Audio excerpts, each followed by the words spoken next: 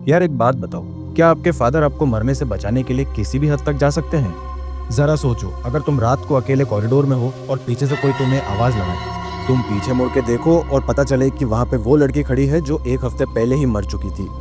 उसका चेहरा बिल्कुल मरा हुआ, उसकी आंखें बिल्कुल काली और उसके होठों पर एक भयंकर मुस्कान। यही हुआ इन स्कूल की लड़कियों के साथ, एक एक करके सब मारी गई। लेकिन सवाल यह है कि एक हफ्ते पहले वो लड़की मरी क्यों, किसने किया था उसके साथ ऐसा, और वापस वो क्यों आई? क्योंकि जब तक इन सवालों के जवाब नहीं मिलते, इस स्कूल में कोई भी सेफ नहीं था। ना वो लड़कियां जिन्होंने उसे बुली किया था, ना वो टीचर्स जिन्होंने ये सब छुपाने की कोशिश की, और ना ही वो बाप जिसने अपनी बेटी को वापस लाने के लिए कुछ भी करने को रेडी था। और उस चक्कर में उसने ऐसा कुछ कर दिया जो कि कभी नहीं करना चाहिए। ये है 2024 की सबसे डरावनी हॉरर फिल्म मुंकार, और आज मैं आपको इस फिल्म की पूरी कहानी बताने वाला हूँ। तो देखो पूरा वीडियो, क्योंकि ये कहानी जितनी डरावनी है उतनी ही हैरान कर देने वाली है।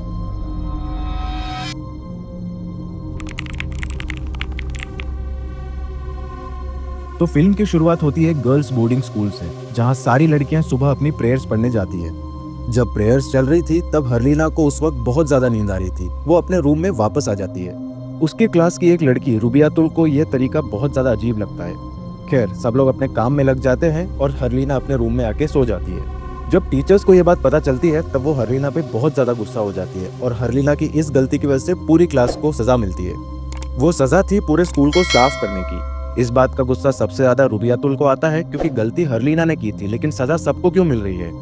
वो अब बाथरूम में आती है, जहाँ हरलीना के साथ काफी सारी लड़कियां साफ सफाई कर रही थी। इन लोगों को मजे करता हुआ देख रुबियातुल को बहुत ज्यादा गुस्सा आ जाता है। वो हरलीना से बहुत बुरी तरीके से बात करती है और कहती है कि आराम तुम करती हो, मजे तुम लेती हो, और काम हम करें। वहाँ रोनम, जो हरलीना की रूममेट थी, वो रुबियातुल से कहती है कि तुम्हें हरलीना से इस तरह से बात नहीं करनी चाहिए। वो नई नई हमारे स्कूल में आई है और उसको स्कूल के रूल्स के बारे में नहीं पता। तब एकदम से रुबियातुल कहती है कि अभी नई नई आई है ये हमारे स्कूल में, और हमारी लाइफ में आते से ही मुश्किलें डालने लगी। वो अपने दोस्तों से कहती है कि सब लोग चलो यहाँ से, जिसने रायता फैलाया है सिर्फ वही संभालेगी, वो खुद ही साफ करेगी ये सब। यहाँ तक कि वो और ज्यादा कीचड़ भी डाल देती है ताकि हरलीना को साफ करने में और ज्यादा परेशानी हो। वो सबको साथ लेकर वहां से चली जाती है और बाकी सारी लड़कियां भी हरलीना को अकेला छोड़ के चली जाती हैं। सिर्फ रोनम वहां से नहीं जाती, क्योंकि उसको हरलीना पर तरस आ रहा था। हरलीना रोनम से कहती है कि कोई बात नहीं, अगर तुम भी जाना चाहती हो तो चली जाओ, मैं अकेले मैनेज कर लूंगी। लेकिन रोनम प्यार से सर हिलाती है और अपने काम में लग जाती है, और इसी तरह से इनकी दोस्ती और ज्यादा गहरी हो जाती है। हरलीना अब उसे बताती है कि बोर्डिंग स्कूल में रहना उसे बहुत ज्यादा मुश्किल लग रहा है, क्योंकि उसने पहले ये सारे काम कभी नहीं किए। वो अपने माँ बाप की इकलौती बेटी थी, और इसके मुंह से अगर कुछ भी निकलता था वो पूरा कर दिया जाता था।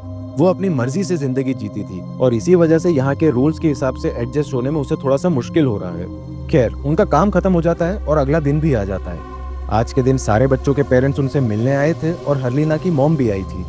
हरलीना अपनी माँ से कहती है कि माँ, मैं इस बोर्डिंग स्कूल में नहीं रहना चाहती हूँ, क्योंकि मुझे यहाँ पे कोई पसंद नहीं करता, यहाँ कोई मेरा ध्यान नहीं रखता, और सबसे जरूरी बात यह है कि यहाँ की बेडशीट से बहुत बेकार स्मेल आती है। ये सुनकर हरलीना की मॉम हंसने लगती है और कहती है कि कल ही मैं तुम्हारे लिए न्यू बेडशीट्स लेकर आऊंगी, और इतने जल्दी तुम्हें यहाँ से जाने का फैसला नहीं लेना चाहिए। वो आगे कहती है कि कम से कम एक सेमेस्टर तो यहाँ पे बिताओ, और उसके बाद भी अगर तुम एडजस्ट नहीं कर पाई तो मैं तुम्हारे डैड से बात करके तुम्हें वापस ले आऊंगी। इनके बातों के बीच में हरलीना नोटिस करती है कि रुबियातुल के पेरेंट्स उसे डांट रहे थे। हरलीना समझ जाती है कि रुबियातुल को ये डांट उसकी वजह से ही सुननी पड़ रही है, इसलिए हरलीना को बुरा भी फील होता है। लेकिन रुबियातुल का गुस्सा हरलीना पर और ज्यादा बढ़ जाता है। अब रात में हम लोग को दिखाया जाता है कि हरलीना अच्छे से कुरान पढ़ने की प्रैक्टिस कर रही थी, और रोनम को ये सब देखकर बहुत ज्यादा अच्छा लगता है। रोनम उसे कहती है कि मैं मस्जिद जा रही हूँ कुरान पढ़ने के लिए, अगर तुम भी आना चाहो तो आ जाओ। हरलीना रोनम से कहती है कि मैं अपना स्कार्फ प्रेस करके आती हूँ। जब वो स्कार्फ प्रेस कर रही थी तब रुबियातुल अपनी फ्रेंड्स को लेकर हरलीना के रूम में आती है। रुबियातुल हरलीना के बाल पकड़कर कहती है कि तुम खुद को क्या समझती हो, टीचर से हमारे बारे में कंप्लेन करोगी और हम कुछ भी नहीं करेंगे। हरलीना कहती है कि मैंने टीचर से कुछ भी नहीं कहा, लेकिन रुबियातुल उसकी बात नहीं मानती और उसके मुंह पर थप्पड़ मार देती है। फिर वो देखती है कि हरलीना के घर से खाना आया हुआ है। वो खाना टेस्ट करती है और हरलीना के मुंह पर थूक देती है। हरलीना किसी तरह से खुद को छुड़ा के वहां से भागने की कोशिश करती है, लेकिन रूम के बाहर खड़ी दो लड़कियां उसे फिर से पकड़ लेती है और जोर से धक्का मारकर अंदर फेंक देती है। वहां जमीन पर हरलीना के हाथ से गिरा हुआ आयरन पड़ा हुआ था, और जो अभी भी गर्म था, और हरलीना का हाथ उस पर लग जाता है और जल जाता है। हरलीना दर्द के मारे जोर से चिल्लाती है, लेकिन रुबियातुल फिर भी उसे नहीं छोड़ती, बल्कि वो आयरन उसके मुंह के पास लेकर जाकर डराने लगती है।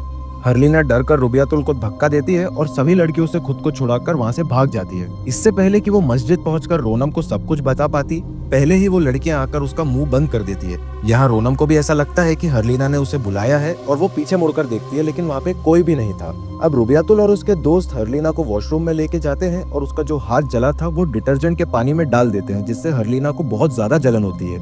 फिर वो लोग उसके ऊपर ठंडा पानी भी डाल देते हैं और उसे बहुत मारते हैं। खुद को बचाने के लिए हरलीना इस बार इतनी तेज भागती है कि वो स्कूल का गेट पार कर देती है और सामने रोड से कार आ रही होती है। हरलीना ने उस कार को नोटिस नहीं किया था और उस कार ने उसको हिट कर दिया। सीन यहाँ पे कट होता है और अगले दिन का सीन हमको दिखाया जाता है कि हरलीना के डैड उसको देखने के लिए हॉस्पिटल में आए हुए हैं। हरलीना की कंडीशन बहुत ज्यादा खराब थी और उसके शरीर पे जो निशान थे मारपीट के और जलने के, वो देखकर उसके डैड बहुत ज्यादा गुस्सा हो जाते हैं और टीचर और प्रिंसिपल को बहुत ज्यादा डांटते हैं। वो कहते हैं कि मैंने अपनी बेटी को बोर्डिंग स्कूल में अच्छा बनने के लिए भेजा था, टॉर्चर होने के लिए नहीं। कुछ देर बाद हम लोग को दिखाया जाता है कि हरलीना के ईसीजी कंप्यूटर पे एकदम फ्लैट लाइन आ जाती है और इससे हम लोग समझ जाते हैं कि हरलीना की मौत हो चुकी है। सीन कट हो जाता है और हमें एक हफ्ते बाद का सीन दिखाया जाता है। बोर्डिंग स्कूल में सारी लड़कियां धुले हुए सूखे कपड़े उतार रही होती है और रोनम अपनी बेडशीट उतार रही थी। एकदम से हरलीना वहाँ पे खड़ी रहती है और रोनम उसको देखकर डर जाती है। इस वक्त हरलीना पहले जैसी नहीं दिख रही थी। उसके चेहरे का रंग उड़ा हुआ था, जैसे कि वो एक मरी हुई इंसान हो। हर कोई हरलीना को देखकर डर जाता है, खासकर वो लड़कियां जिन्होंने उसे बहुत ज्यादा बुली किया था। उन्हें देखकर हरलीना एक भयंकर हंसी हंसती है और वहाँ रोनम जल्दी से आकर हरलीना को गले लगा लेती है। अब स्कूल में टीचर्स को दिखाया जाता है जो इस बारे में मीटिंग कर रहे थे कि हरलीना तो वापस आ गई है और अब क्या इन लोग को हरलीना का केस इन्वेस्टिगेट करना चाहिए। उनके प्रिंसिपल किसी दूसरे स्कूल में गए हुए थे और कई दिनों तक वो वापस लौटने नहीं वाले थे। तो यहाँ का कोऑर्डिनेटर टीचर्स को कहता है कि मुझे नहीं लगता हरलीना का केस हमें इन्वेस्टिगेट करना चाहिए, क्योंकि इससे हमारे स्कूल की इमेज ही खराब होगी। इस बात को छुपाकर ही रखना बेहतर है और जिन लड़कियों ने उसको स्कूल में टॉर्चर किया था, हम लोग उसको स्कूल में ही वार्निंग दे देंगे।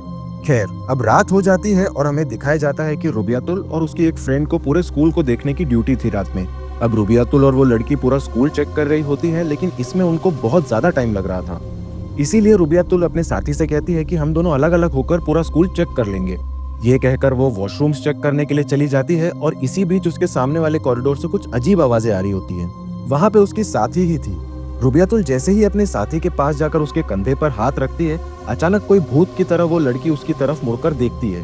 उस लड़की की आंखें और पूरा चेहरा काला पड़ गया था, जिसे देखकर रुबियातुल बहुत ज्यादा डर जाती है। वो जल्दी से स्टाफ रूम की तरफ भागती है और टीचर्स के दरवाजे पर नॉक करने लगती है, लेकिन टीचर्स दरवाजा नहीं खोलते।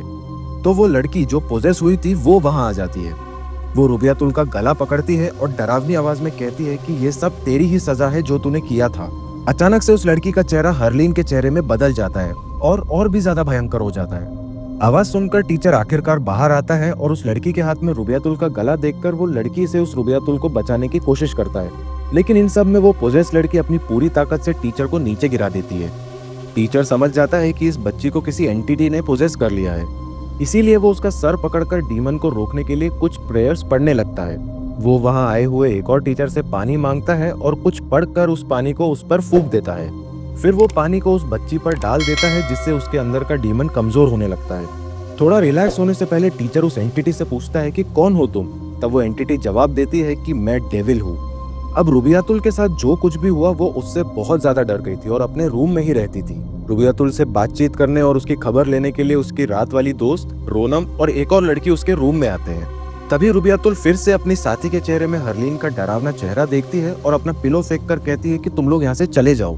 लड़कियों को समझ में नहीं आता कि रुबियातुल ऐसा आखिर कर क्यों रही है। तब रुबियातुल कहती है कि तुमको समझ नहीं आ रहा या दिख नहीं रहा, ये सिटी नहीं है, ये हरलीन है जो मुझे मारने आई है।